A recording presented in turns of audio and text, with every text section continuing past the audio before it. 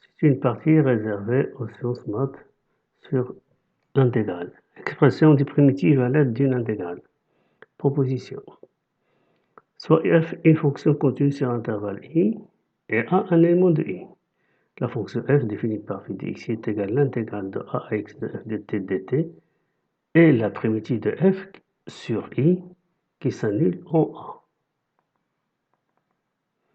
Proposition. Soit f est une fonction continue sur intervalle i et v une fonction dérivable sur intervalle j, tel que v de j est inclus dans i. Alors pour tout a de i, la fonction f de x qui est égale à l'intégrale de a vers v de x, à v de x de f de t dt est dérivable sur j et, quel que soit x appartient à j, f' de x est égal v' de x multiplié par f de v de x. Démonstration. Soit g une primitive de f. On a f de x qui est égal à l'intégrale de a à v de x f de t dt qui est égal à g v de x moins g de a. Donc, dérivée de f de x égale dérivée de g de v de x et g de a c'est une constante donc c'est égal à 0. Donc il est égal à g' v de x multiplié par v' de x qui est égal à f de v de x multiplié par v' de x. Exemple, montrons que la fonction f de x qui est égale à l'intégrale de sinus de x cos de x racine carrée de 1 moins t carré dt est dérivable sur R et calculer sa dérivée. N'oubliez pas de vous abonner, de faire des likes et partager avec vos amis. Et merci. Les fonctions sinus et cosinus sont dérivables sur R.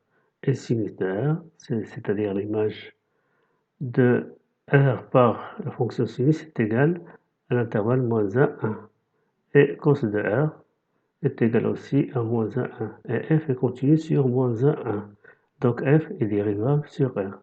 Ici, f de t est égal à racine de 1 moins t carré. Soit g est primitive de f. Alors, f de x qui est égal à l'intégrale de sinus de x cosinus de racine carrée de 1 moins t carré dt est égal à g de cos de x moins g sinus de x. Donc, dérivée f' de x est égal à dérivée de g cos de x moins dérivée de g sinus de x. Donc, est égal à moins sinus f de cos de x moins cos de x f de sinus de x. Donc, est égal à moins sinus racine carrée de 1 moins cos carré de x moins cos de x racine carrée de 1 moins sinus de x. Donc ici, 1 moins cos de x carré est égal à sinus carré. Donc racine de sinus carré est égal à la valeur absolue de sinus de x. Donc ici, c'est moins sinus de x, valeur absolue de sinus x. Ici, racine carrée de 1 moins sinus au carré de x est égal à cos carré de x. Donc racine de cos carré de x est égal à la valeur absolue de cos de x.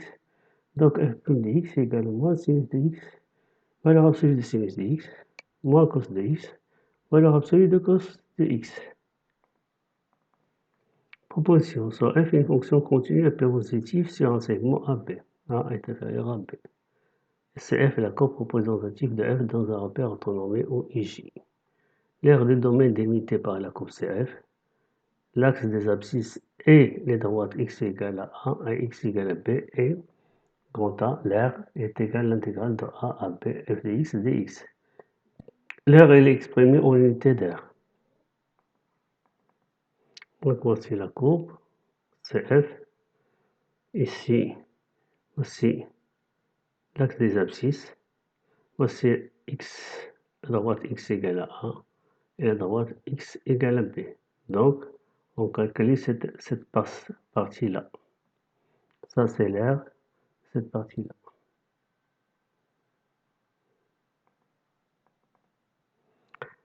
Intégration par changement de variable. Proposition. F est une fonction continue sur un intervalle i et i une fonction dérivable sur un intervalle j, tel que i' est continu sur j et u de j est inclus dans i. On a alors, quel que soit a, b appartient à g carré, l'intégrale de a à b de f de ut multiplié par u' de t, multiplié par u' de t dt est égal à l'intégrale de ua à ub de f de x dx. Si U est une bijection de J vers I, alors, quel que soit A, B appartient à I carré, l'intégrale de A à B f de x dx est égale à l'intégrale de U-1 de A jusqu'à U-1 de B de f de ut, U' de t dt. Démonstration. F est une primitive de petit f sur I. On a l'intégrale de UA à UB de f de x dx est égal f de UB moins f de UA moins f de UA, ici B c'est A, qui est égal f rond U de B moins f rond U de A. Posons G est égal f rond U. U est dérivable et on a G' de x est égal f' de U de x multiplié par U' de x. Donc l'intégrale ABG' de t dt est égal G de B moins G de A. Donc G de B moins G de A qui est égal à l'intégrale de UA à UB de f de x dx. Ceci qui est égal, donc G' est égal à l'intégrale de A à B f' de ut. Donc on a remplacé G' de x de t. Ici on remplace le t. C'est f' de ut multiplié par U' de t dt.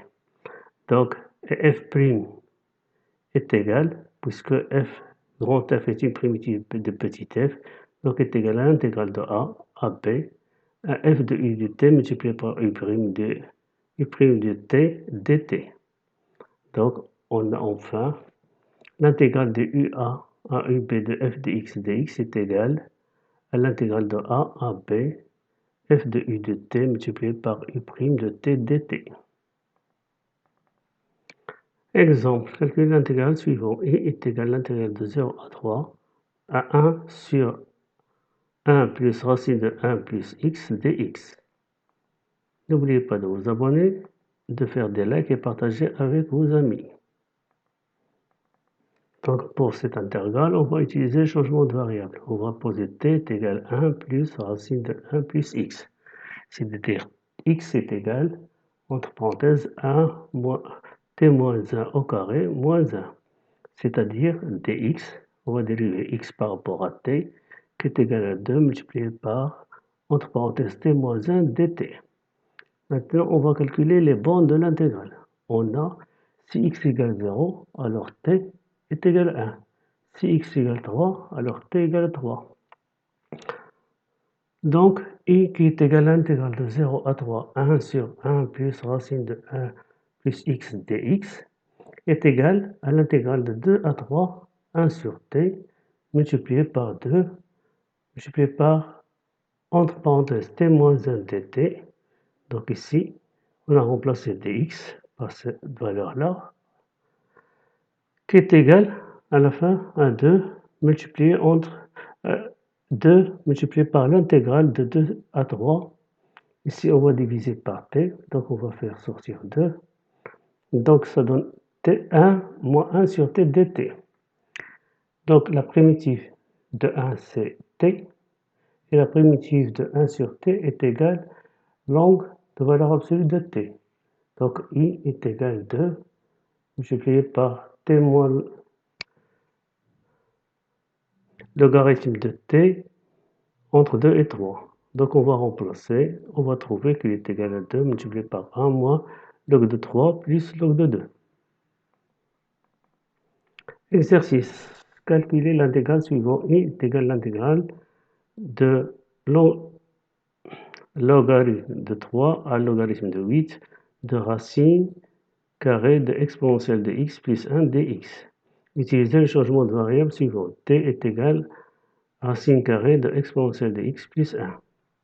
Calculer l'intégrale suivant. J est égal à l'intégrale de 0 à 1 racine de 1 moins x sur 1 plus x dx. Utilisez le changement de variable suivant. X est égal à cos de t. Étudier la parité de la fonction f de x qui est égale à l'intégrale de 2x sur a4x 1 sur t à la puissance 4 puis t à la puissance 2 plus 1 dt. N'oubliez pas de vous abonner, de faire des likes et partager avec vos amis. Merci. Pour calculer l'intégrale suivant, I est égal à l'intégrale de log de 3 à log de 8 racine carrée de exponentielle de x plus 1 dx. On pose t est égal à racine carrée de exponentielle de x plus 1. Donc implique que x est égal log de t carré moins 1. On va diviser x par rapport à t. Donc dx est égal à 2t sur t carré moins 1 dt. Ici, on va déterminer les bornes. Si x égale log de 3 implique t égale à 2. Si x égale log de 8 implique t égale à 3. Donc x est égal à l'intégrale de log de 3 à log de 8 de racine carrée de exponentielle de x plus 1 dx. Donc ici, on va remplacer ceci par x et dx par sa valeur. Ça donne à l'intégrale de 2 à 3 de t carré sur t carré moins 1 dt. Ici, c'est une fonction rationnelle. Donc on va faire la division euclidienne, ou bien on va ici retrancher moins 2 et ajouter 2. Donc, et puis on obtient 2 plus 2 sur t carré moins 1. On va séparer ceci. Donc 2 sur t carré moins 1, on va l'écrire sous forme de a sur t moins 1 plus b sur t plus 1. Donc on va trouver a et b. Donc ça donne à la fin 2 plus 1 sur t moins 1 moins 1 sur t plus 1 dt. Donc ici, 2 est l'apport primitif de t, plus 1 sur t moins 1 est l'apport primitif log de valeur absolue de t moins 1, et 1 sur t plus 1 est l'apport primitif log de valeur absolue de t plus 1, entre 2 et 3. Donc on va remplacer, on va trouver qu'il est égal à 2 plus log de 3 moins log de 2. Calculer l'intégrale suivant g est égal à l'intégrale de 0 à 1 racine carrée de 1 moins x sur 1 plus x dx. On va poser x égale cos de t, ce qui implique dx égale moins sinus de t dt. Si x égale à 0, alors t égale pi sur 2. Si x égale à 1, alors t égale à 0.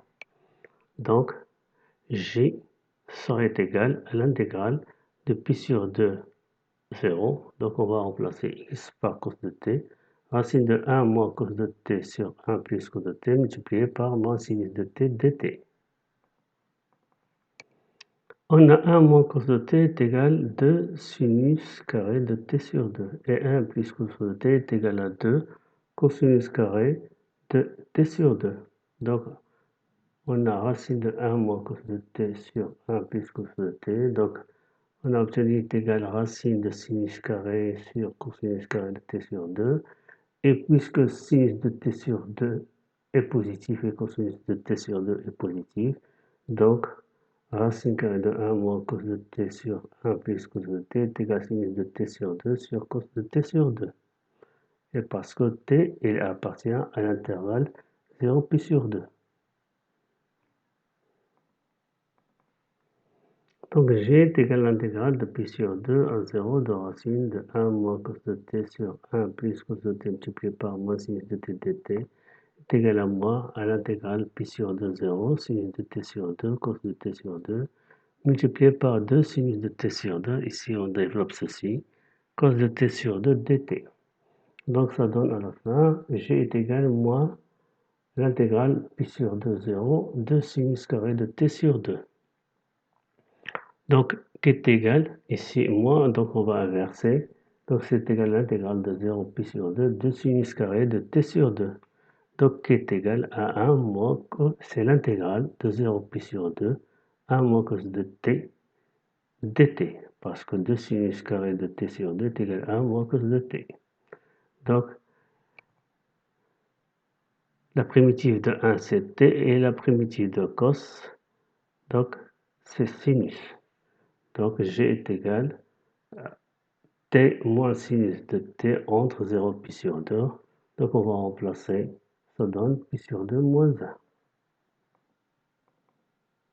Donc ici on va étudier la parité de f de x qui est égale à l'intégrale de 2x à 4x de 1 sur t4 plus t2 plus 1 dt.